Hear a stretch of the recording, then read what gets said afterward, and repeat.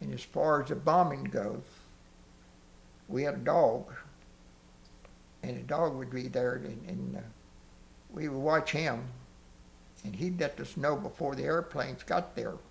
When he'd go jump in our foxhole woods, because we had one of the best foxholes in the country, I guess.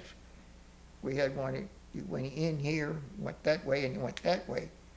And on that LST, we had taken the door off, one of the doors off that LST, and we put it over the top of the drain, over top of our hole, and put logs up there, and sand and everything. And we had food in there. We get off, we were doing something. We'd get something, bring it in, and put it in there. And while the bomb was going on, we'd be in there playing cards or what have you, and all. Yeah, Japanese things. And that's where one time, down on the beach, when they had the machine gun emplacement there, and the whistle went off, and the bomb started dropping right off. They sneaked in and got in there, and that's when we went in the hole. And I must have eat a half bag of sand because trying to get in under the cover and everything. But other than that, we're doing all right. You know, they go to the air, try to get the airfield.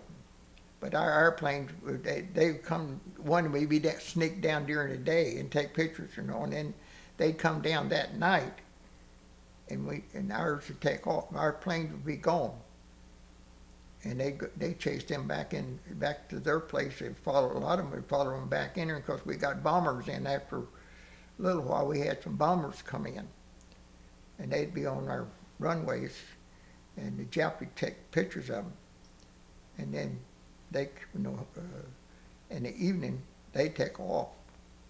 And they know about the time the Japanese were going to come, and they'd take off.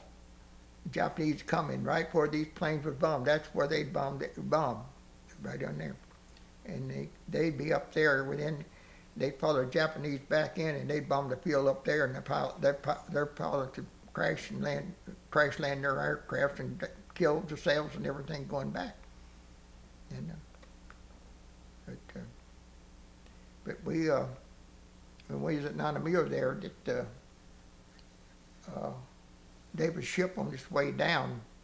When they were taking Tarawa there, there was a ship on its way down to get us to go up, to back up some more to help to back up the people on Tarawa, because it wasn't going like they thought it was going to be. But it started getting better, and they canceled it out, and we didn't have to go. And that's the nearest thing I had to keep being up on the front line at that time.